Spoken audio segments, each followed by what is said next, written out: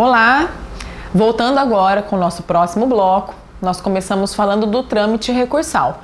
E o trâmite recursal continua a lógica, a normativa, o regramento que nós temos no Código de 73, que estabelece que na interposição simultânea de um recurso especial extraordinário, o trâmite ele é iniciado no STJ e depois remetido ao STF. Se a questão for resolvida no STJ, o recurso extraordinário é julgado prejudicado. Melhor explanando, se o recurso especial for provido, o recurso extraordinário, se abordar o mesmo tema, ele é julgado prejudicado. É claro que se o recurso extraordinário abordar um outro capítulo da decisão que tem fundo constitucional, não há por que ele ser julgado prejudicado. Mantenha-se também daquilo que nós temos nos parágrafos do artigo 543C, que fala que se o STJ considerar que o recurso extraordinário aborda matéria prejudicial à análise do recurso especial, ele remete os autos ao STF, o que não vincula o relator no STF, que pode determinar o retorno dos autos em decisão irrecorrível. Então, não há novidade aqui no que diz respeito ao trâmite recursal estabelecido no artigo 1031. O que temos de novidade está no 1032 e no 1033, que são artigos sensacionais, no meu ponto de vista. O artigo 1032 e 1033, eles objetivam um aproveitamento recursal. O que acontece? Olha que interessante o que estabelece o artigo 1032. Dá uma olhadinha aqui no foco do dispositivo. Se o relator, no Superior Tribunal de Justiça, entender que o recurso especial versa sobre questão constitucional, deverá conceder prazo de 15 dias para que o recorrente demonstre a existência da repercussão geral e se manifeste sobre a questão constitucional. Olha que interessante isso aqui. Continuamente, o artigo 1033 fala o contrário.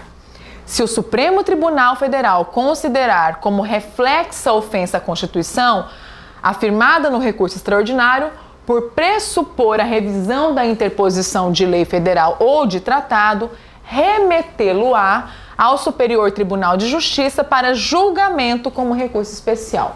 Então vamos tratar conjuntamente esses dois dispositivos. O que o legislador objetivou aqui? Resolver uma problemática que temos na nossa realidade hoje. Qual é essa problemática? Na hipótese de interposição simultânea de recurso especial extraordinário, é possível que o STJ se manifeste dizendo que o recurso especial é inadmissível porque não trata de matéria infraconstitucional e, portanto, não é competência do STJ. E no momento da interposição, no momento da análise do recurso extraordinário, o STF se posiciona no sentido de que a ofensa é reflexa à Constituição, então não é uma ofensa direta, é uma ofensa que diz respeito à esfera infraconstitucional. Então, naquele momento, o recorrente fica de mãos atadas. O STJ diz que o tema é constitucional, o STF diz que o tema é infraconstitucional. Então, o acesso à justiça é obstaculizado por causa dessa interpretação que não é convergente pelos tribunais. E isso acontece com mais frequência do que imaginamos. Então, o que o processualista, o que o legislador quis aqui, na verdade? Ele quis resolver o problema. Ele falou, olha, ok, o STJ ele pode considerar que aquele tema não é infraconstitucional e, portanto, não está na sua órbita de competência. Mas ele deve remeter o recurso, portanto, ao tribunal competente, no caso, o Supremo Tribunal Federal.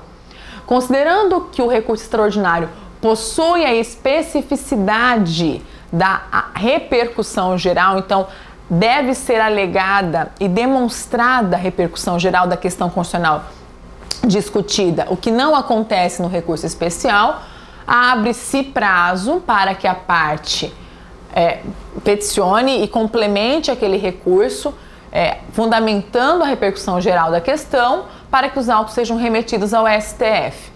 E a situação inversa também é colocada no Código. Se o STF entende que a questão no recurso extraordinário é infraconstitucional, ela remete os autos ao STJ. Então, se ele entender que a ofensa é reflexa, a matéria deve ser analisada, portanto, pelo STJ. São dois recursos, são dois artigos que merecem aplausos, na minha opinião. E antes de adentrarmos nas especificidades do recurso extraordinário, eu finalizo falando do efeito suspensivo. Hoje, o efeito suspensivo ele deve ser pleiteado por meio de medida cautelar, e a discussão da questão da competência, que é nos moldes das súmulas 634 e 635, hoje o juízo, o pedido de efeito suspensivo a um recurso especial e a um recurso extraordinário que tem efeito regular devolutivo, ele é instrumentalizado na cautelar perante o tribunal de origem até o momento da prolação do juízo de admissibilidade nos moldes dessas súmulas. Isso muda com o novo CPC.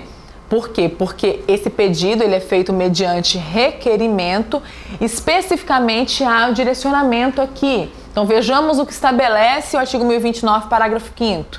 O pedido de efeito suspensivo, ele é diretamente formulado ao Tribunal Superior se a partir do momento do início do prazo para a interposição recursal até a distribuição. Então, se começou o prazo para o recurso até ele ser distribuído, o pedido é feito ao Tribunal Superior.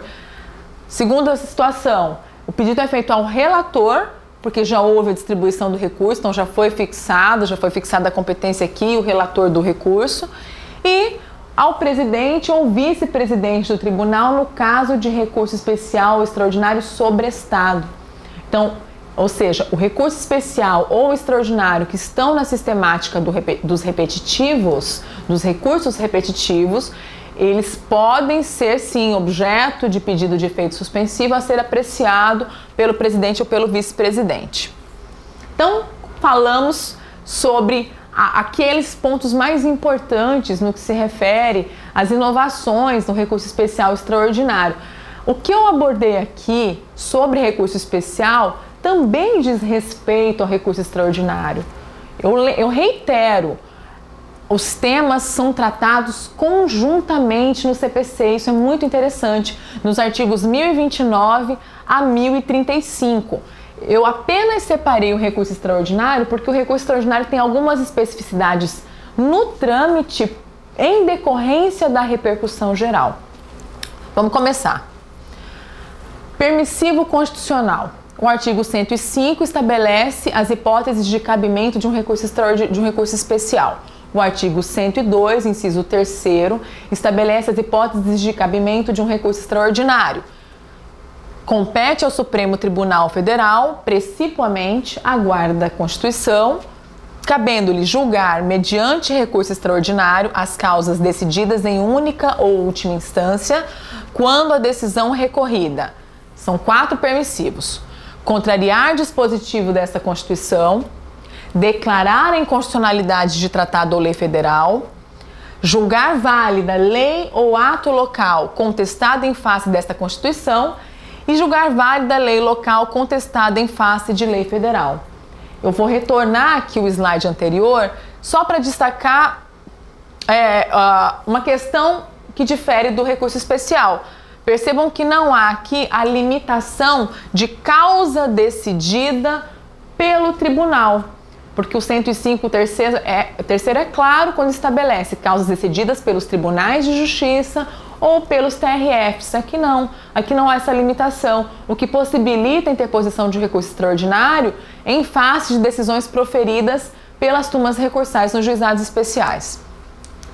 Continuando, a emenda Constitucional 45, famosíssima emenda que teve uma repercussão muito significativa no Poder Judiciário, ela introduziu o parágrafo 3º ao artigo 102, estabelecendo a necessidade da demonstração da repercussão geral à questão constitucional discutida, ou seja, apenas causas relevantes do ponto de vista jurídico, político, social ou econômico merecem o crivo do Supremo Tribunal Federal, o que é coadunante com a missão institucional do Supremo Tribunal Federal, que é o guardião princípio da nossa Constituição.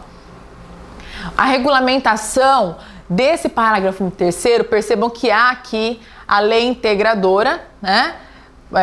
Nos termos da lei, o Constituinte estabelece a criação de uma lei integradora para tratar do tema, e isso foi integrado pela Lei 11.418, certo? Que alterou o Código de Processo Civil de 73. No Código de 2015, a repercussão geral, ela começa a ser tratada no artigo 1035. Então, há uma repetição dos termos constitucionais. Parágrafo 1º do artigo 1035 repete relevância, ou seja, que aquilo que ultrapassa o interesse subjetivo do processo. É importante que aquele tema discutido não fique adstrito ao interesse das partes, que ultrapasse o interesse daquelas partes, dos litigantes, que seja interesse para todos na órbita nacional, sob o ponto de vista político, jurídico, social ou econômico. Isso foi mantido, até porque era um mandamento constitucional. A lei infraconstitucional não poderia diferir daquilo que a Constituição estabeleceu em decorrência da sua hierarquia superior. Parágrafo 2º. O recorrente deverá demonstrar a existência da repercussão geral para apreciação exclusiva pelo Supremo Tribunal Federal. Valendo lembrar que hoje, se porventura nós não sabemos se o juiz de admissibilidade ele retorna ou não ao tribunal ACO, temos incerteza do que vai acontecer. Aliás, é importante lembrar que qualquer transformação traz muita incerteza. Nós temos muita incerteza daquilo que vai acontecer nos próximos momentos. As interpretações que virão, as reformas que virão. Já temos projetos de lei propostos no Congresso Nacional, tanto no Senado quanto na Câmara. A questão do juiz de admissibilidade, a vacatio legis, que está sendo discutida numa proposta, num projeto na Câmara. Então veremos o que vai acontecer. Se porventura isso voltar, a análise da repercussão geral, melhor dizendo, se o juízo de admissibilidade ele retornar para o tribunal de origem, como propõe o projeto 414, é importante ressaltar que o tribunal de origem apenas analisa sob o ponto de vista formal. Quem analisa se existe ou não, se há ou não repercussão geral, é o Supremo Tribunal Federal, por óbvio. A análise do tribunal de origem num recurso extraordinário é meramente formal.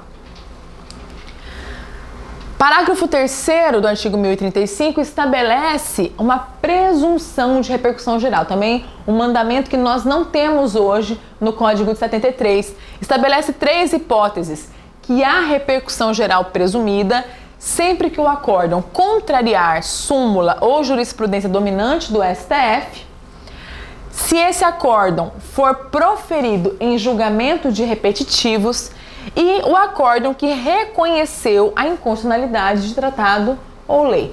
Então, 3 hipóteses em que há presunção, em que há repercussão geral estabelecidas pelo CPC de 2015, certo? Apenas para lembrar a importância da Lei 11.418, que incluiu os artigos 543A e 543B. Percebam que eu já ressaltei várias vezes tanto a Lei 11.418 quanto a Lei 11.672, e eu não fiz isso à toa, não. Eu falei para vocês pelo seguinte, porque o que começou com a 11.418 e com a 11.672, isso vai servir de embasamento para o nosso porvir com o CPC de 2015. Muito da experiência, do que construímos com a normatização dessas 2 leis servirá de embasamento para a sistemática do novo CPC. Então, por exemplo, o IRDR, Incidência de Resolução de Demandas Repetitivas, que faz parte do microsistema de repetitivos. É uma novidade para nós. Recurso especial extraordinário repetitivo não é uma novidade para nós. De certa forma, não. Esse sistema de precedentes, ainda que de uma forma incipiente, começou aqui. Então é muito importante que nós acompanhemos aquilo que foi construído, aquilo que foi feito, aquilo que os tribunais superiores e os tribunais de origem Não podemos desmerecer os tribunais de origem, porque os tribunais de origem têm papel relevantíssimo na sistemática dos repetitivos. O que foi construído até agora? E o que nós podemos usar de embasamento para o nosso futuro? É por isso que eu destaco o que temos hoje. Os artigos 1036 a 1041 são os dispositivos que tratam especificamente dos recursos extraordinários e especiais repetitivos. Eu quero fazer um adendo aqui com vocês. É uma novidade, o código ele trata de uma forma diferente, porque o código de 73, ele não estabelece o recurso extraordinário como repetitivo, mas o recurso extraordinário na prática, ele também abordava o recurso com identidade de múltiplas demandas, com identidade múltipla de objetos. Então, se 73 não abordou, apenas estabeleceu a repercussão geral, o Código de 2015 já faz diferente. Ele abre uma seção específica para falar sobre recurso especial extraordinário repetitivo, colocando o trâmite harmônico, um trâmite único para ambas as espécies recursais. Então isso é muito interessante, né? Essa inovação legislativa aqui era importante. Então, a gente começa a falar daqui a pouco sobre a repercussão geral e a sistemática específica dos repetitivos.